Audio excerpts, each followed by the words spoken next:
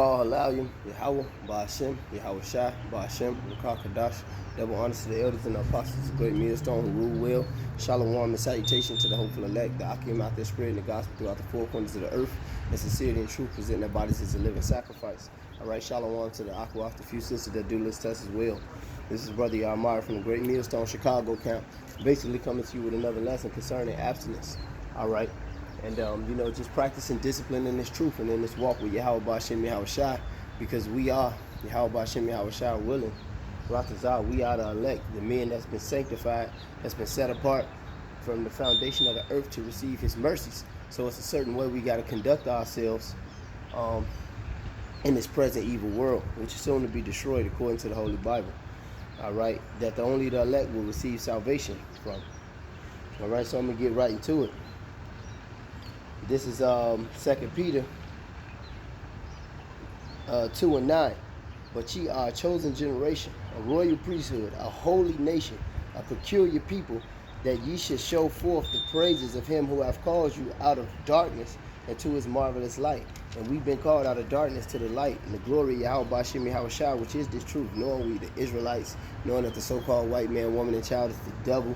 All right, knowing that these heathens are under us, knowing that we only went into slavery and these hardships and these atrocities in America because Yahweh Ba'ashem Yahweh Shai chastened those whom he loved. All right, and knowing that we ultimately get the salvation if we endure to the end. All right, it says, which in time past were not a people, but are now a people of Yahweh, which have not obtained mercy, but now have obtained mercy, because it was mercy of Yahweh Ba'ashem Yahweh Shai. It was nothing glorious or righteous that we did to actually receive this truth. It's all about predestination, and that's mercy. Knowing the things that you did in this world that you should have been put to death and more death for. All right, you, your mother, your children, whoever. All right, it says, dearly beloved, I beseech you as strangers and pilgrims, abstain from fleshly lusts which war against your soul, having your conversation, your conduct, the way you approach, having your conversation honest amongst the Gentiles, whereas they speak against you as evildoers, they may by your good works, which they shall behold, glorify Yahweh in the day of visitation. All right, so you got a lot of people, a lot of scoffers, that even talk shit about us, say that we bums, we wicked, all right, and all type of shit. We going off, but you got regular niggas, heathens, and everybody. They see us out there teaching. Or you got these people that blast us on the news, and the actual people who see us out there, highways and the byways teaching, they be like, man, them, they decent. They never, they never did nothing wrong by me, They out there, Some of them kind of rough, but, hey, them dudes out there doing it, But the main point I want to get out of this is verse 11, 2 Peter, 1 Peter 2:11. It said, dearly beloved, I beseech you as strangers and pilgrims, abstain from fleshly lusts which war against the soul. And that's what we're trying to do right here in conducting ourselves in a certain way.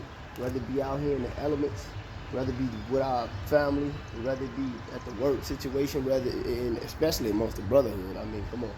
That's not even a question. But abstain from fleshly lusts which war against your soul, because you have to discipline your body out here. You have to watch what you say. You have to watch how you act. You have to watch how you present yourself to the world. All right? And that's abstaining from fleshly lust. All right? Because the first war is within yourself. All right? And any false move, could be your one-way ticket out the truth. All right? Whether it be you getting that demon on you, that lazy demon. That's lust, which war against the soul, because you don't want to be lazy. You want to get out here and do the work, whether it be fucking with too many of these whores, which is not expedient. All right, drinking too much, overindulging, man. Knowing you got to go out to the line, knowing you got to do videos. Hey, just like when you into the fight in the bodybuilding and shit, right? You abstain from a certain amount of things for a certain amount of time because you got a goal. All right, you kind of curb them, you brush them off, then you get up on the stage or on the scene or whatever, and you do your thing, but you abstain from that because, see, like me, prime example, people ask me, like, do you drink liquor when you in the fitness or that? Do it affect you? I say, no, it don't. It don't affect me as in drink and make it. The scriptures say wine and drink diminish and shrink. All right, but it don't affect me to where as I get fat in one day. But shit, you up. See, with me, it's different. You up, you drinking, so now you didn't get your rest. So if you don't get your rest, you ain't gonna grow. Then you gonna feel like shit the next day. Then you ain't gonna be able to eat. You throwing up everything you ate, or you ate some bullshit. So it's still an effect. So to get to that goal, sometimes you abstain from that. I'm just using that as a case in point of how we should navigate in this present evil world. You know what I'm saying?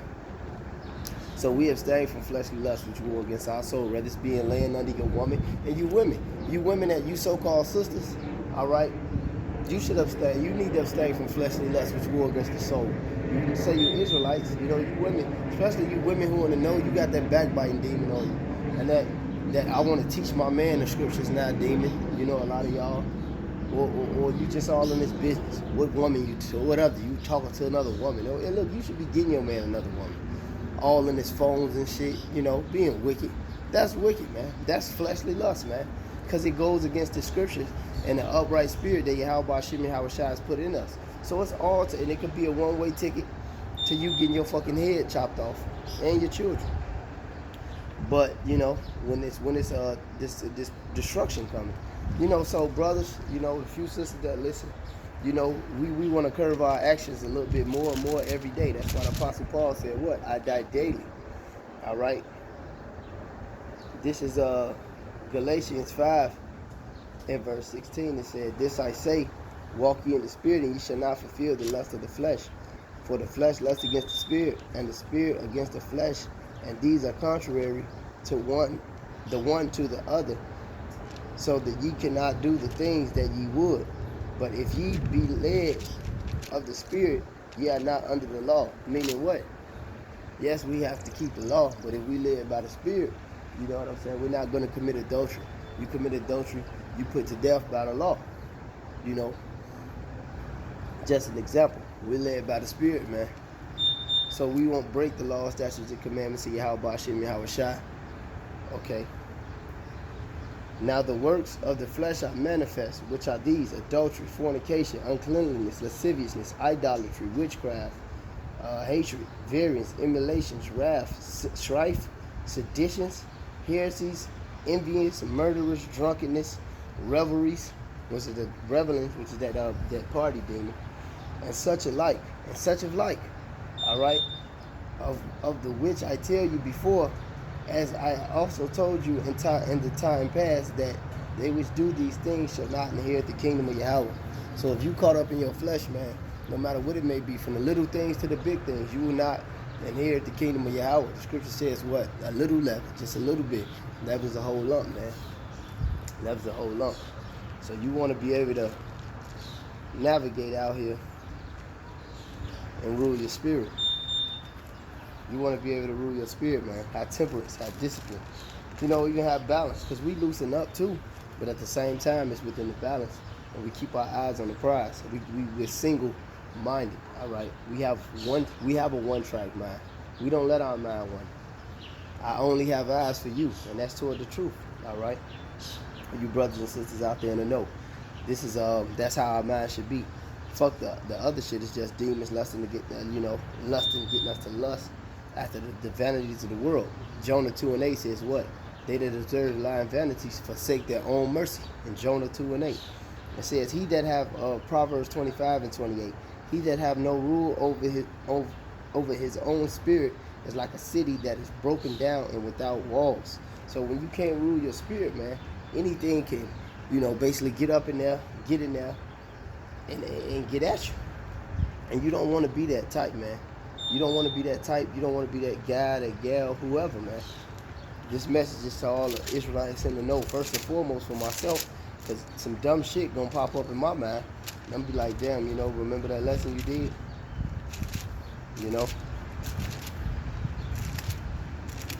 And I probably never watch this again. But, I probably do, but I don't look at my own lessons. But I was there when I was doing it, So in the spirit, it's already recorded. All right. This is 1 Corinthians 9 and 24 says, I know ye not that they which, Salaki, 2 Corinthians 9 and 24, know ye not that they which run in the race run all, but one receiveth the prize. So run, that ye may obtain. And every man that striveth for the mastery is temperate in all things. He has discipline. He has self-control. All right. Now they that do it obtain a corruptible crown, but we an incorruptible. And that's what we're gonna get in the kingdom. You know. It says, I therefore, Yahweh, and I therefore so run, not as uncertainty, so fight I, not as one that beateth the air, but I keep my body. You got to keep your body, all right? But I keep my body, but I keep under, Salaki, but I keep under my body and bring it into subjection, lest that by any means, when I have preached to others, I myself should be a castaway. So we practice what we preach, man, and we discipline ourselves, and we go out here, like brother Ritaza Wanya, Benji said, man, you know, we check ourselves, we check our households, and we go out here and check these people, you know, paraphrasing something he had mentioned, you know, and that's what we do out here, because you got to clean yourself, you know, you got to have your house in order, all right, before you go out here and condemn this world, so to speak, all right? Because we be judged by this. A man shall be judged by this, man. We all gonna be judged by this. So whether you niggas believe it or not, you're gonna be judged by it. Whether we believe it, we're gonna be judged by it, man. So we want to conduct ourselves a certain way. But with that being said, call aloud me, how about Shem, Yahushua, Bashim, Kakadash. Double honors to the elders and apostles and to the hopeful elect. Shalom.